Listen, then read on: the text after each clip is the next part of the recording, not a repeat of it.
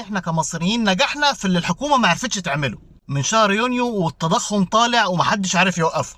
اكتوبر بقى التضخم قل بنسبة 2.2%. دي ارقام الجهاز المركزي للتعبئة والاحصاء للتضخم السنوي لاسعار المستهلكين. طب هو ايه اللي حصل يخلي التضخم يقل؟ اصلا كل المؤشرات كانت بتقول ان التضخم المفروض يزيد. المضاربة على الدولار رفعاه لحد ما وصل ل50. الذهب طالع هو كمان وراه. البنزين وسعره غلي.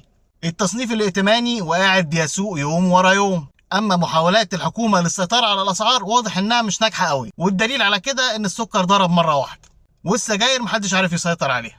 امال ايه اللي حصل في اكتوبر؟ انت اتغيرت. هو انت مش قطعت في اكتوبر وابتديت تشتري المنتجات الوطنيه اللي اسعارها بالتبعيه اقل من المنتجات بتاعت الشركات العالميه؟ فالشركات العالميه ابتدت تقلل في سعرها هي كمان، فالاسعار ابتدت تنزل. لو فضلنا ماشيين على المنهاج ده انتاجك الوطني هيزيد والاسعار المفروض انها تقل. هابي ميد ان ايجيبت.